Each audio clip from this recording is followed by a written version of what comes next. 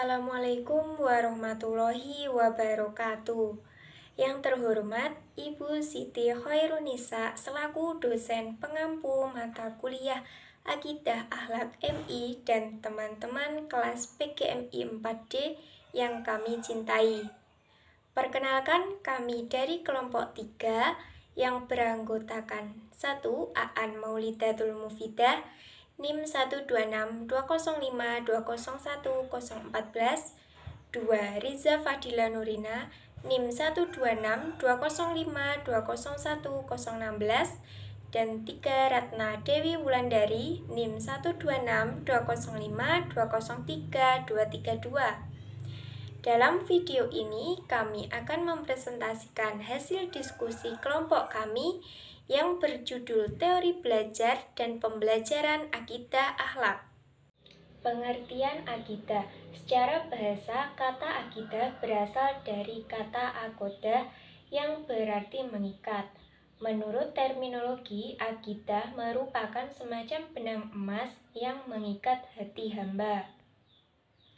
Dalam buku suplemen Ensiklopedi Islam 2002-24, kata akidah berakar dari kata akoda, yaitu yang berarti menyimpulkan atau mengikatkan tali dan mengadakan perjanjian. Dari kata ini muncul bentuk lain, seperti i'tiqoda, ya'taqidu, dan i'tiqod, yang berarti mempercayai, meyakini, dan keyakinan. Akidah merupakan pondasi agama Islam. Sebelum menyelami Islam secara menyeluruh, seorang muslim harus terlebih dahulu mempelajari akidah secara utuh. Secara etimologis lughatan atau bahasa, akidah berasal dari akoda, yaqidu, aqdan, aqidatan. Kata akidatan tersebut mengikuti wazan fa'ilatan yang berarti al-habl, al-ba'i, al-had, tali, jual beli, dan perjanjian. Sedangkan aqdan berarti simpul, ikatan, perjanjian, dan kokoh. Kata akidah bisa juga berasal dari kata i'tiqoda, ya'taqidu, i'tiqodan, yang berarti mengikatkan hati. Kata tersebut sepadan maknanya dengan kata akidah, berarti keyakinan. Dalam buku Ensiklopedi Islam 2002-102, Al-Akhlak adalah suatu keadaan yang melekat pada jiwa manusia, yang padanya lahir perbuatan-perbuatan dengan mudah, tanpa melalui proses pemikiran, pertimbangan, atau penelitian. Jika keadaan tersebut melahirkan perbuatan yang baik dan terpuji menurut pandangan akal dan syara hukum Islam, maka disebut akhlak yang baik. Jika perbuatan-perbuatan yang timbul itu tidak baik, dinamakan akhlak yang buruk. Kata akhlak merupakan bentuk jamak dari kata al-khuluq yang secara etimologis berarti tabiat, budi pekerti, dan kebiasaan. Akidah akhlak yang baik diajarkan pada anak sejak dini, maka akhlak itu akan terus terbiasa dilakukan sampai dewasa. Akan tetapi, apabila anak sudah dewasa dan terbiasa dengan akhlak yang buruk, maka sulit sekali untuk mendidik dan memperbaikinya. Kadangkala hal itu tidak mungkin terwujud sama sekali. Sebagaimana kata penyair, kadangkala adab itu bermanfaat bagi anak-anak pada waktu kecil, tetapi sesudah itu tidak lagi bermanfaat adab baginya. Sesungguhnya ranting yang lunak akan lurus jika engkau meluruskannya, dan tidaklah kayu menjadi lunak walaupun engkau meluruskannya. Akidah dan akhlak selalu disandingkan sebagai satu kajian yang tidak bisa lepas satu sama lain. Tersebut dikarenakan sebelum melakukan sesuatu akhlak, maka terlebih dahulu meniatkannya dalam hati akidah. Semakin baik akidah seseorang, maka semakin baik pula akhlak yang diaplikasikannya dalam kehidupan sehari-hari. Sebagaimana yang telah disabdakan Rasul tentang hadis Jibril, di antaranya menanyakan tentang iman, tentang Islam, dan tentang ihsan. Berarti tiang tonggak Islam itu pertama mengenai akidah, kedua mengenai syariah Islam, dan tiang tonggak ketiga adalah ihsan, yaitu terkait hubungannya dengan akhlak. Makna akidah dan akhlak adalah kepercayaan dasar, keyakinan pokok yang diyakini kebenarannya oleh hati sesuai dengan ajaran Islam yang berpedoman pada Al-Quran dan hadis. Dan dari akidah yang kuat akan memancarkan tabiat, budi pekerti, watak, perangai atau tingkah laku yang baik dalam kehidupan sehari-hari.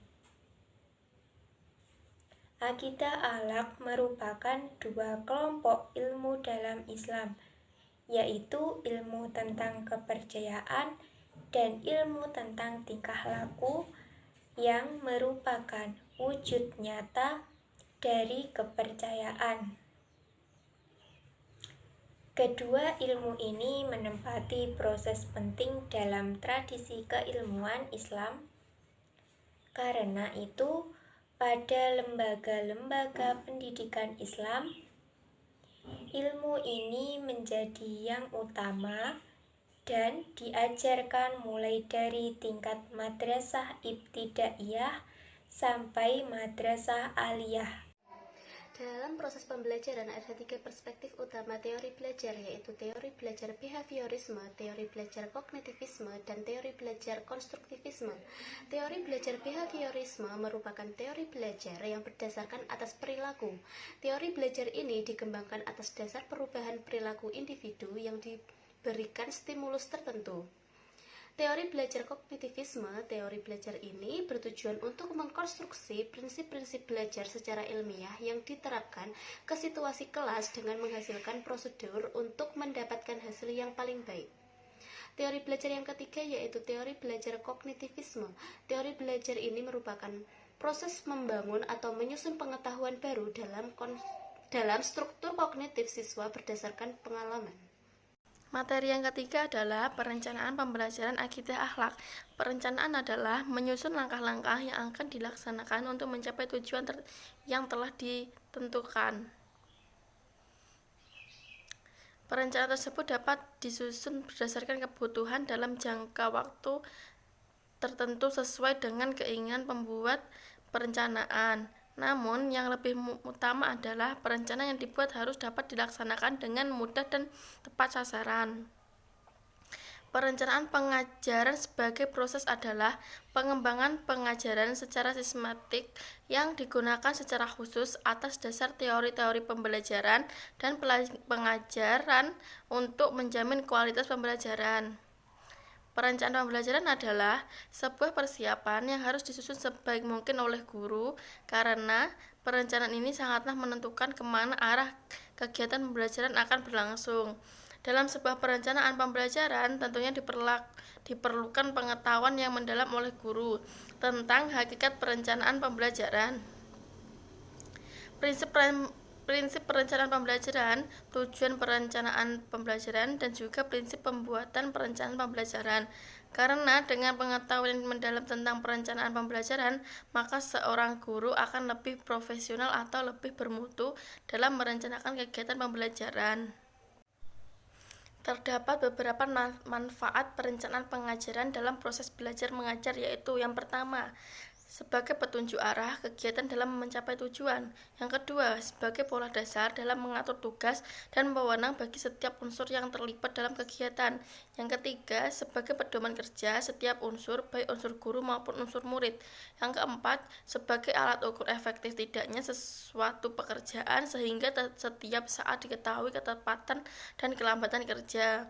Yang kelima, untuk bahan penyusunan data agar terjadi keseimbangan kerja. Yang keenam, untuk menghemat waktu, tenaga, alat-alat, dan biaya. Pengajaran yang baik ialah pengajaran yang cepat dan tepat. Salah satu syarat dalam pengajaran yang cepat dan tepat ialah dalam mengajar digunakan lesson plan atau persiapan mengajar. Ada beberapa prinsip yang perlu diterapkan dan dalam membuat lesson plan, di antaranya yang pertama, memahami tujuan belajar pendidikan. Kedua, menguasai bahan pengajaran. Yang ketiga, memahami teori-teori pendidikan selain teori pengajaran. Yang keempat, memahami prinsip-prinsip mengajar. Yang kelima, memahami metode-metode pengajar. Yang keenam, memahami teori-teori belajar. Yang ketujuh, memahami beberapa model pengajaran yang penting. Yang kedelapan, memahami prinsip-prinsip evaluasi. Yang kesembilan, memahami langkah-langkah membuat lesson plan atau rencana pembelajaran. Langkah-langkah yang di atas dalam prakteknya oleh guru dibuatlah rencana pelajaran dalam bentuk SP atau satuan pelajaran adalah persiapan tertulis dari guru sebelum mengajar. Keseluruhan isi SP mencerminkan jalan pengajaran atau kegiatan pembelajaran yang akan ditempuh oleh siswa bersama guru sebagai fasilitator, motivator, evaluator, dan organisasi pengajaran untuk mencapai tujuan. Sekian presentasi kelompok kami. Apabila ada kurang lebihnya, kami mohon maaf sebesar-besarnya. Terima kasih. Wassalamualaikum warahmatullahi wabarakatuh.